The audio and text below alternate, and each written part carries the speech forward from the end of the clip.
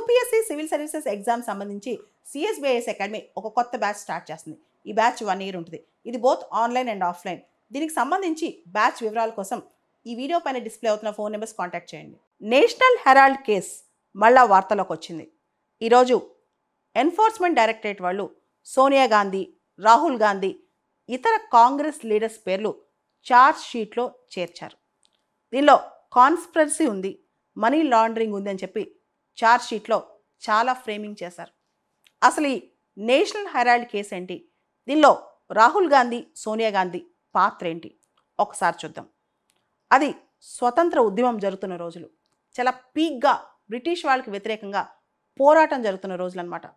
చాలామంది freedom fighters అప్పట్లో news పేపర్స్తోనే ఎక్కువగా వాళ్ళ భావాలు ముందుకు చెప్పేవాళ్ళు. దాంతోపాటు ప్రజలందరికీ చేరుకోవాలంటే అప్పట్లో న్యూస్ పేపర్స్ ఉండేవి. ఇప్పట్లాగా డిజిటల్ మీడియా, సోషల్ మీడియా ఇలాంటివి ఉండే కావు అప్పట్లో. దాంతో వార్తాపత్రికలు కీలక పాత్ర పోషించాయన్నమాట. ఆ టైంలో 1937లో జవహర్లాల్ నెహ్రూ గారు అసోసియేటెడ్ జర్నల్ అని చెప్పి ఒక సంస్థను స్థాపించారు. దాని ద్వారా చాలా ఫండ్స్, అంటే చాలామంది ఫ్రీడమ్ ఫైటర్స్ ఒక వార్తాపత్రిక స్టార్ట్ చేయడానికి ఫండింగ్ ఇచ్చారనమాట. అసోసియేట్ జర్నల్ వాళ్ళు ఒక న్యూస్ పేపర్ స్టార్ట్ చేశారు, అదే నేషనల్ హెరాల్డ్. అది ప్రథమంగా స్టార్ట్ చేసిన ఆయన జవహర్లాల్ నెహ్రూ. దానిలో ఫండింగ్ ఇచ్చింది చాలామంది ఉన్నారు, అందరూ తలా కొంత ఇచ్చారనమాట. ఈ న్యూస్ పేపర్ వాళ్ళు చాలా ప్రాపర్టీస్ కొన్నారు. ఢిల్లీ కావచ్చు, పంచకులా కావచ్చు, భోపాల్ కావచ్చు, లక్నో కావచ్చు, బాంబే కావచ్చు, ఇలా రకరకాల ప్రాంతాల్లో అప్పట్లో ఆస్తులు కొన్నారనమాట. అవి ఇప్పుడు దాదాపు 3-4 వేల కోట్ల రూపాయల ఆస్తులుగా మారిపోయాయి. అయితే నేషనల్ హెరాల్డ్ స్వతంత్రం వచ్చిన తర్వాత కూడా చాలా కాలం ఉంది, 2008 దాకా పబ్లిష్ అయింది. అయితే నెమ్మదిగా లాసెస్ రావడం స్టార్ట్ అయింది. జవహర్లాల్ నెహ్రూ గారు స్టార్ట్ చేసిన పత్రిక కాబట్టి AICC, all India Congress committee, Congress party తరఫున చాలాసార్లు నేషనల్ హెరాల్డ్ని ఆదుకుందనమాట. అప్పుల బారిన పడిన నేషనల్ హెరాల్డ్ని దాదాపు 90 కోట్లు ఇచ్చిందంట, దశల వారీగా. ఆ తర్వాత ఒకటేసారి 2008లో నేషనల్ హెరాల్డ్ మూతపడిపోయింది.